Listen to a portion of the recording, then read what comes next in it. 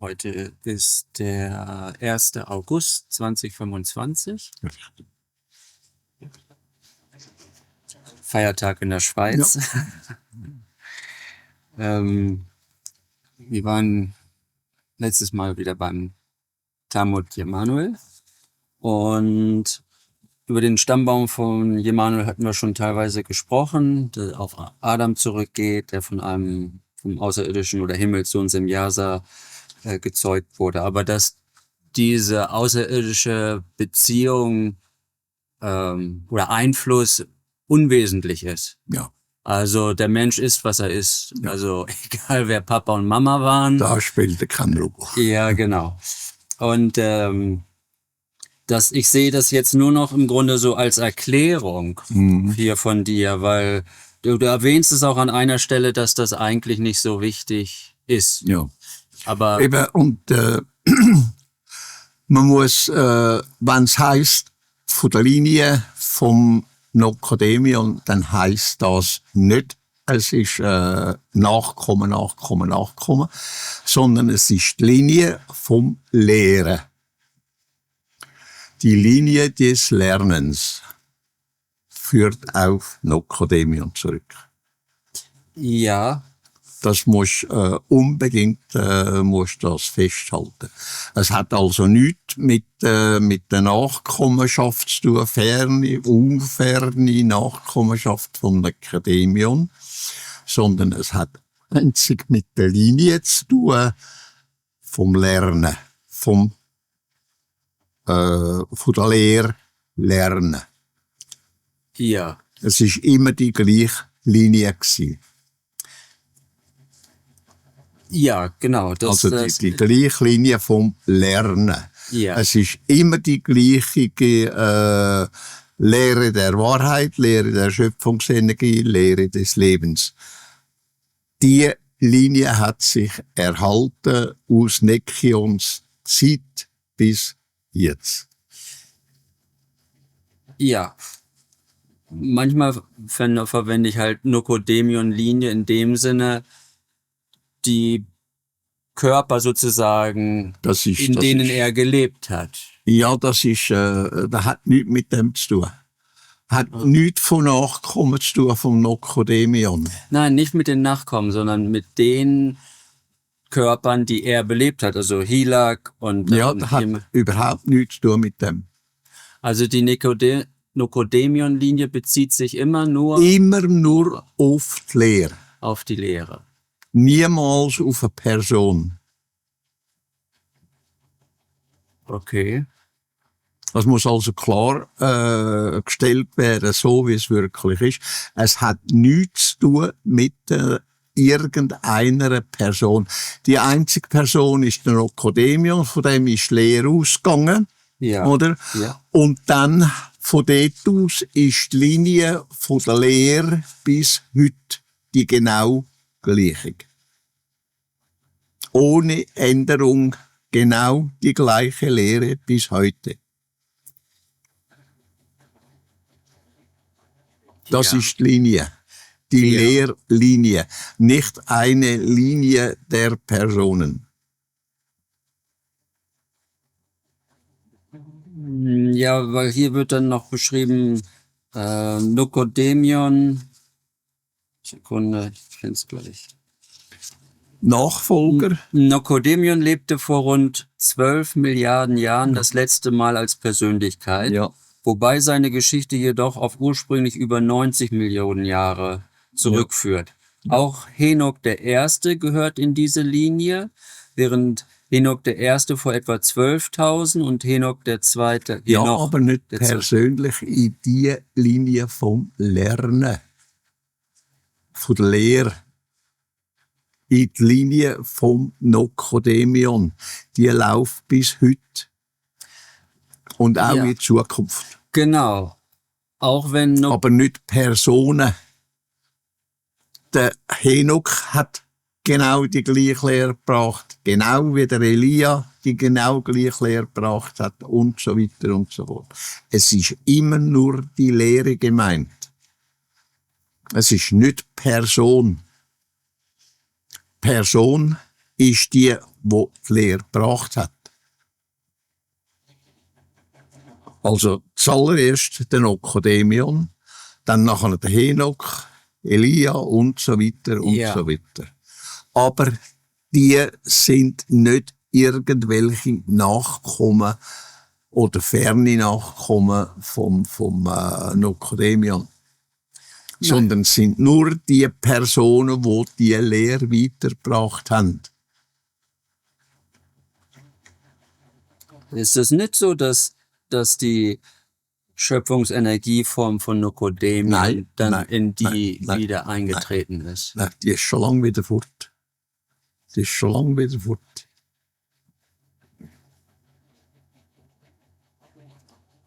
Die ist nicht mehr in einer materiellen Welt. Die ist wieder retour. Die ist schon lange gestorben. Schon lange fertig. Henok ist wieder gestorben.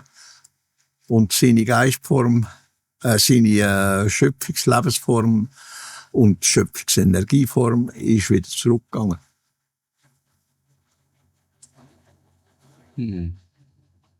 Das hatte ich immer so Ja, also das ist natürlich das ist diese falsch verstanden worden. Ja. Man hat das einfach sehr gemacht von Alters her, weil die Menschen das so verstanden haben. Denen hast du das nicht können beibringen. Denen hast du das nicht können lehren. Die haben das nicht begriffen. weil wir bei der Prophetenlinie, die hier ja auch drin ist, also Ja, Prophetenlinie oder Künderlinie oder wie du Genau. das nennen tust. Aber das ist nicht die Schöpfungsenergieform und Schöpfungslebenssenergieform vom Nokodemion. Das ist eine neue Lebensform, eine neue Persönlichkeit mit ihrer Energie. also Es hat nichts mit dem zu tun, dass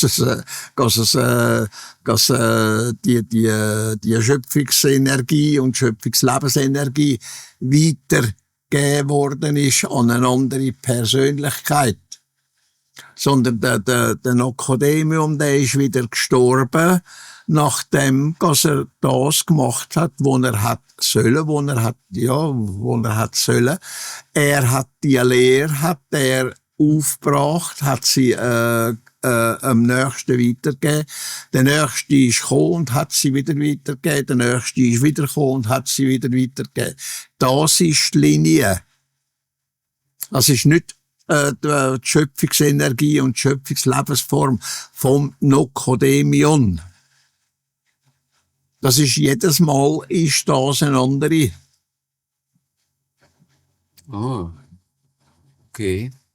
Also eine andere Persönlichkeit ist mir schon klar gewesen. Jawohl, genau. Und die hat wieder eine andere Schöpfungsenergie und Schöpfungsenergieform von einer anderen, wo eben von der Persönlichkeit dann, wo halt geboren worden ist. Oder? Es ist nicht eine Weitergabe, eine Vererbung. Das gibt es nicht. Eine Vererbung gibt es nicht. Nein, keine Vererbung, aber eben, Nein. dass sich diese Energieform sozusagen weiterentwickelt. Nein. Ja, die entwickelt sich weiter, aber der Nokodemion, der ist retour gekommen von der Ebene Arahata Tersata und ist wieder dort retour gegangen, nachdem er gestorben ist. Ah, okay. Und das ist ein wichtiges Detail. Also Ja, das ist ja so, aber das hast diesen Leuten das nicht können erklären. Die hätten das nicht begriffen. ja, Die gehen von dem aus, wenn eine Linie besteht, dann meinen sie gerade, es sei der Mensch, wo wiedergeboren wird. Es gibt keine Wiedergeburt. ja, das ist schon klar. Ja, auch beim Nokodemion gibt es keine Wiedergeburt. Der Nokodemion ist aus einer höheren Ebene runtergekommen und als er gestorben ist er auf die Ebene retour gegangen. Okay. Gut. Okay, das klärt vieles. Also ich glaube, das würde auch viele in der Kerngruppe mitwissen. Ja, Glaube- das wird glaub- durchwegs falsch verstanden. Ja. Aber das ist seit alters her, hast du das einem Menschen so gelernt, weil die Idiotie aufgekommen ist von einer Wiedergeburt. Es gibt ja keine Wiedergeburt.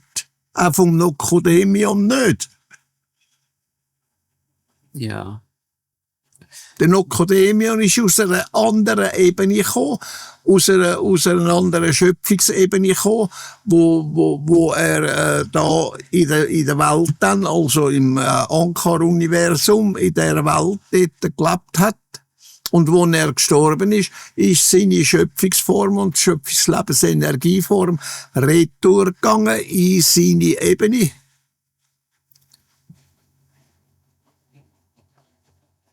Ja, bei mir ist das zum Beispiel auch deswegen entstanden, weil in dem einen Kontaktbericht, wo du Jemanuel triffst, ne, mit Asket, Mhm. da sagt er zu dir, dass du halt schon weiterentwickelt bist, weil du 2000 Jahre mehr Evolutionszeit richtig, hast. richtig, von selber Zeit her. Das hat aber nichts mit der Persönlichkeit zu tun. Ich bin nicht die Wiedergeburt von Mohammed und der Mohammed ist nicht die Wiedergeburt der Mohammed ist nicht die Wiedergeburt Von vom Immanuel. Ja. Und der Immanuel ist nicht die Wiedergeburt von einem anderen. Und ich ist- bin nicht die Wiedergeburt vom Mohammed. Ja, Ich lehre nur, ich bin in dieser Linie inne. Ich lehre nur, etwas anderes mache ich nicht. Ich bin nicht ein Nachkommen von dem und dem und dem. So wie wir es haben auf der Erde, wo man eine Linie hat, wo man zurückverfolgen kann. Man ist Nachkommen von dieser Linie und dieser Linie. Und da ist die Linie aber nicht gemeint, sondern es ist die Linie von der Lehre gemeint. Wenn du irgendetwas lehren tust, irgendjemand kommt wieder und tut die Lehre, wenn du dann von der Welt gehst, oder Not zu deiner Lebzeit, kommt irgendetwas und nimmt die Lehre und tut sie weiterlehren zum Nächsten. mhm. Oder? Ja. Und dort kommt wieder irgendjemand und nimmt sie und tut sie weiterlehren. Das ist die Linie. Also könnte man diese Künderlinie so beschreiben, dass das eben bestimmte Persönlichkeiten sind, Ja, die mit einem erscheinen gewissen werden. Wissen weiter, wo dies Wissen so weit entwickelt sind, wie dies Wissen ist.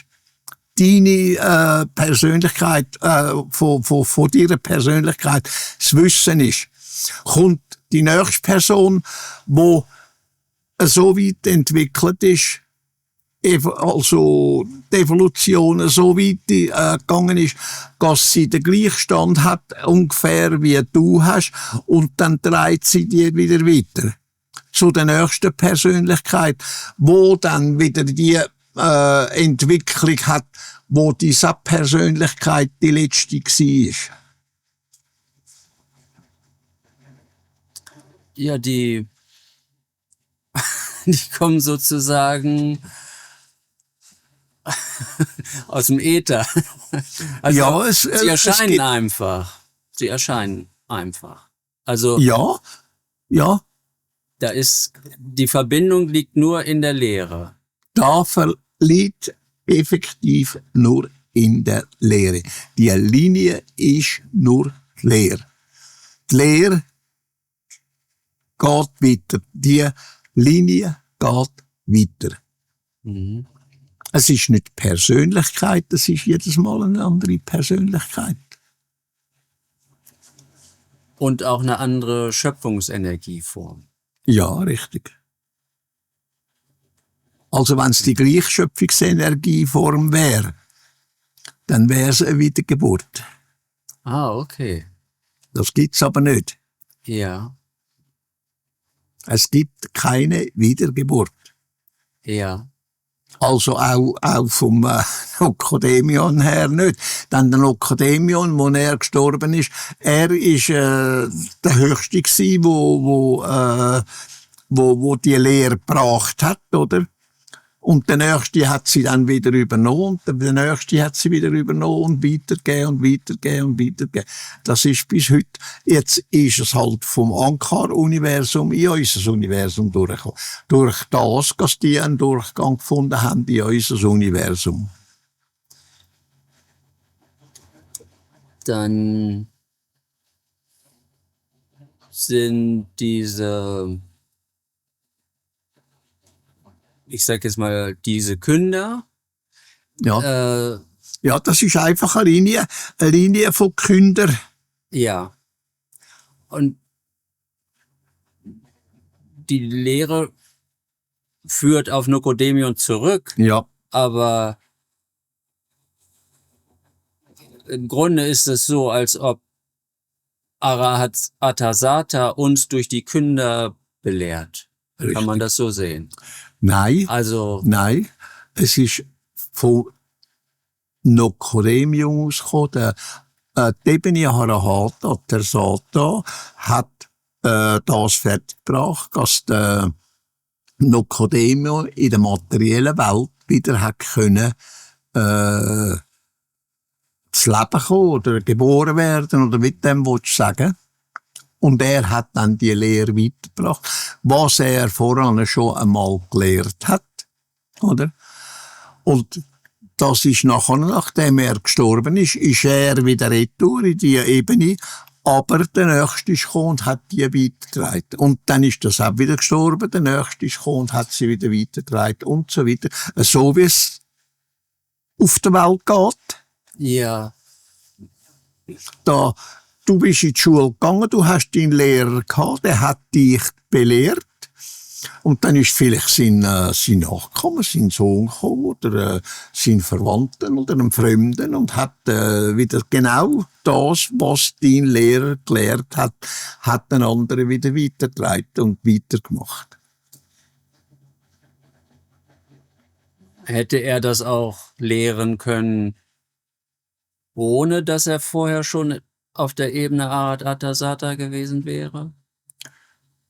Der Nocodemion. Nocodemion, ja. Weil mir Ja, scheint, er hat ja das vorne gelehrt gehabt und dann ist er gestorben, ist in die Ebene Arahata Tersata eingegangen und von der Ebene Arahata Tersata ist er wieder retourgebracht worden oder auf irgendeine Art, wie das gegangen ist, weiss ich auch nicht. ja. Oder?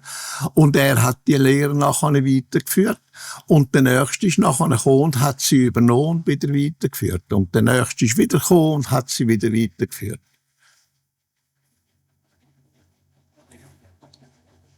Ja, Und dann ist es halt da auf dieser Welt ist es halt der Henok gsi, der Elia, der Jesaja und die, wie sich die genannt haben. Die haben vom einen zum anderen haben die das übernommen und weitergeführt. ja, ich frage das deswegen, weil da sind so genaue Informationen zum Beispiel bezüglich der Existenzspanne des Universums oder der Schöpfung von 311 Billionen Jahren. Ja. Das ist ja jetzt nicht so eine gerundete Zahl. Das ist ja schon sehr präzise. Und auch, dass sie für 155,5 Billionen Jahre expandiert und auch genauso lange wieder kontrahiert. Ja. Das ist das, was eben ausbaldowert oder erforscht worden ist und dann auch genannt worden ist. Ah, das ist erforscht worden. Das ist erforscht worden, ja. Oh, okay. Und das ist eben nicht nur in der materiellen Ebene passiert, wo das erforscht worden ist, sondern das ist auch in Energieebene erforscht worden. Das ist, was ich meine, weil da sind zum Teil Informationen in deinen Schriften, wo ich dann denke, wie soll eine Zivilisation oder auch viele Zivilisationen das herausfinden, dass das so ist? Also man kann natürlich, wie wir das ja auch machen, schätzen das Alter der Schöpfung auf so und so viel Milliarden Jahre jetzt. Das ist jetzt der aktuelle Stand. Aufgrund der Expansion. Das ist halt Ja, so eine ja. grobe Schätzung. Aber genau werden die das halt nie rausfinden. Wo denke ich halt. Nein, Wo ich schau dann mal, denke, das, diese Informationen was kommen die von Ebenen ausbaldowert haben, herausgefunden haben, ergründet haben und so weiter und so fort, das können wir als Menschen oder als menschliche Lebensform oder wie dem willst du sagen, vermögen wir das nicht. ja. Wir mögen also nicht irgendwie zu erforschen, was aus dem Nihil raus die Urschöpfung entstanden ist. Ja. Wie wollen wir das machen? Ja.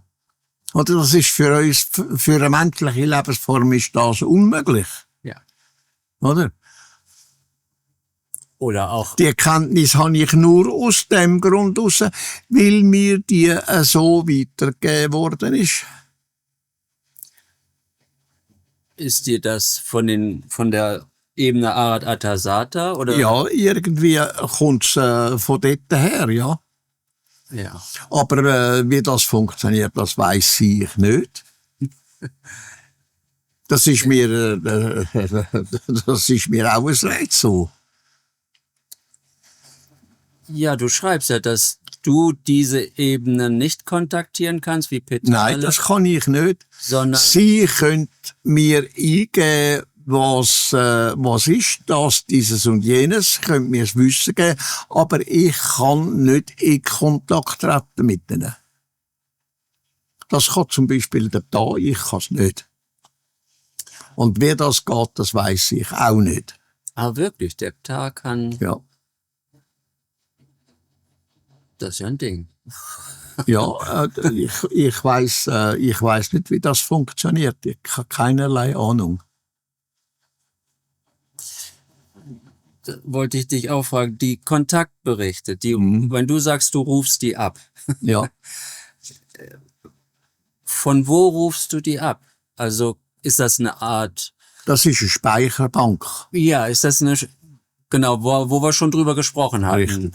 Die Speicherbank, die jetzt sich um die Erde befindet oder die sozusagen alles aufzeichnet, energetisch. Die Speicherbank, die existiert nur dort, wo die Station haben. Wo die Plejaren eine Station da auf der Erde haben. Dort ist die Speicherbank. Und dort wird in die Speicherbank reingepfuscht. Durch die religiösen Energien. Das ist nicht auf den Plejaren oder weiss ich wo, oder irgendwo im Weltraum, sondern sie existiert dort, alleine dort, wo sie die Station haben. Dann. Das ist genau gleich, wenn du im Internet etwas holst, du kannst es nur dort und dort und dort holen. Irgendwo, noch immer anders kannst du das nicht. Ja. Als wir über die Speicherbänke sprachen, dass das im Grunde Art Energiespeicher sind. Also da ist nichts Physisches wie eine Festplatte. Nein, oder nicht so. physisches. Aber, und dass die, so hatte ich das auch, glaube ich, mal bei dir gelesen, dass die eben wo Leben ist, also, oder es gibt die überall im Grunde, Ja, um die das Planeten. ist aber wieder etwas anderes. Sind das andere Das ist die Speicherbänke? planetare Speicherbank, wo alles gespeichert wird, wo auf dem betreffenden Planeten vor sich geht. Zum Beispiel Zeitalter und weiss ich was, von der Vergangenheit, von der Gegenwart, von der Zukunft. Das ist planetarisch dann gespeichert. Ja. Und das ist gespeichert von Kommunikationsspeicherung, wo nur laufen tut über die Station, wo sie stationiert sind, wo sie leben.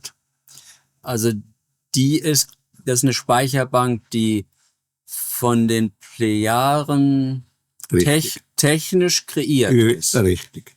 Aufgrund ihrer hochentwickelten Technologie. Ja. Das hat nichts mit den Speicherbänken. Nein, rein gar nichts mit dem zu tun. Nein. Was Das hat nur mit dem zu tun, was geredet wird, wo irgendwie über das Gerät, wo sie mit sich tragen, das gesendet wird, genau wie wenn du etwas beim Fernsehen, beim Computer etwas senden tust, du es an ein bestimmtes Ort herschicken. Oder? Und das passiert bei denen, die daher kommen, genau gleich. Ja.